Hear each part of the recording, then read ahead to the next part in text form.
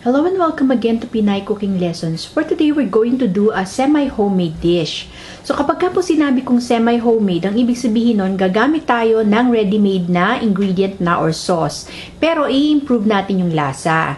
So today, I want to introduce you to a Malaysian dish and this is called beef rendang. So kami po kasi ay natira sa Singapore for 2 years nung maliliit pa yung mga bata. Ngayon po ito ay na-discover ko doon at simula noon ito ay naging paborito na sa aming pamilya. Kung gusto po ninyo na impress ang inyong mga friends at say for example ay may potluck kayo, itong inyong lutuin. So no sweat talaga ang pagluluto nito, napakabilis, pero it will look like you labored in the kitchen for hours. Ang mga ingredients na kailangan natin for our beef rendang ay, for our first ingredient, ang kailangan natin ay 1 kilo ng beef, cubed. Ito po yung ginagamit ko na sauce for this dish. And this is available dito sa Amerika sa mga Asian supermarkets. So, I'm pretty sure this is also available sa ibang bansa. I'm not sure kung meron sa Pilipinas kasi nung nandun kami wala akong nakikita. So, may iba't ibang brands po nito. Ngayon, ang gamit ko po for today ay Indo Food. Basta po ang hanapin ninyo na nakasulat sa harapan niya is rendang. And since we're using 1 kilo ng beef, 2 packets po ang gagamitin natin kasi ang isang packet is good for 500 grams ng beef. We also need 1 cup ng coconut milk, but this is an optional ingredient kasi po yung ating rendang sauce ay meron ng coconut milk na kasama. Kaya lang ako kasi pag nagluto nito, nagdadagdag ako para mas lalong sumarap yung ating rendang.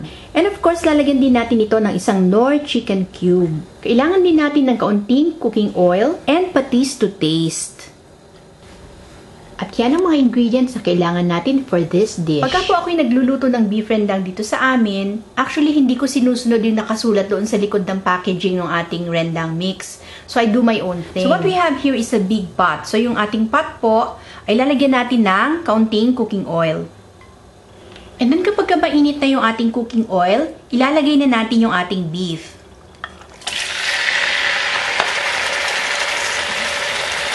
So, hahayaan muna natin ito na mag-brown.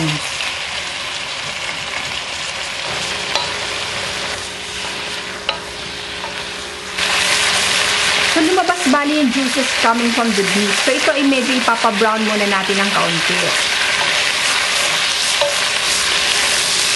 So, kapag ka nag-brown na yung ating beef, i-add na natin yung ating rendang sauce. So, yung laman ng packet bali is ganito lang. So, maliit lang siya, very concentrated. Ngayon, kung ayaw nyo ng masyadong spicy, pwedeng isa lang ang gamitin nyo nito. So, lagyan na natin.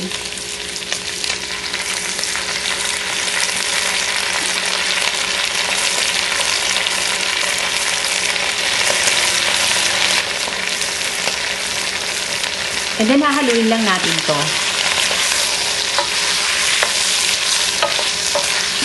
So, yung nakalagay po doon sa packet is pakuluan mo na yung beef in water bago isama yung sauce. Kaya lang, I don't think na pumapasok sa loob ng beef kasi yung lasa ng rendang sauce. Kaya iniba ko yung way ng pagluluto nito. Next, mag-a-add tayo ng 3 cups ng water.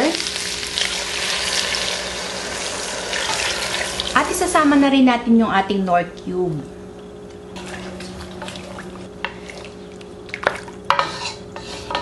So, tatakpan muna natin ito at hahayaan natin kumulo. So, iintayin natin na lumambot yung beef. Ngayon, kung sakali at maubos yung water at hindi pa rin malambot yung beef, dagdagan nyo lang ulit ng water. So, ito babalikan natin ha. Medyo tuyo na itong ating rendang, kaya lang medyo matigas pa yung beef. Dagdagan muna natin ulit ng water. To taste, pwede na rin natin itong lagyan ng patis or salt. So, adjust nyo na lang yung lasa. Depende sa gusto nyo na timpla.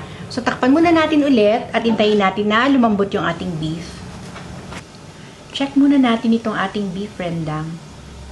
So, malambot na itong ating beef pero medyo marami pa yung ating sauce. So, i-add na natin ngayon yung ating coconut milk. So, kung ayaw nyo dagdagan ng coconut milk, pwede rin. Kaya lang, I find kasi na mas masarap siya kapag dinagdagan pa ng coconut milk.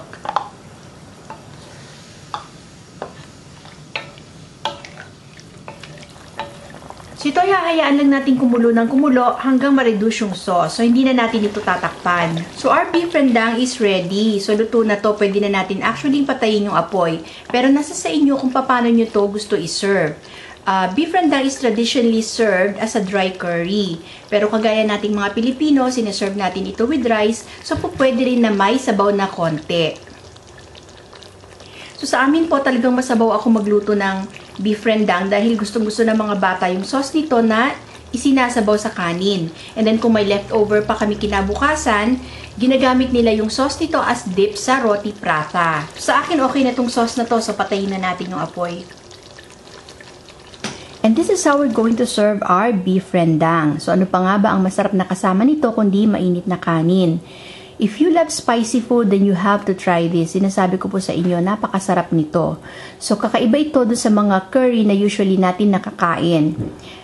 Pagka po kayo nagpunta sa Indonesian, Malaysian at Singaporean restaurants, doon nyo ito makikita.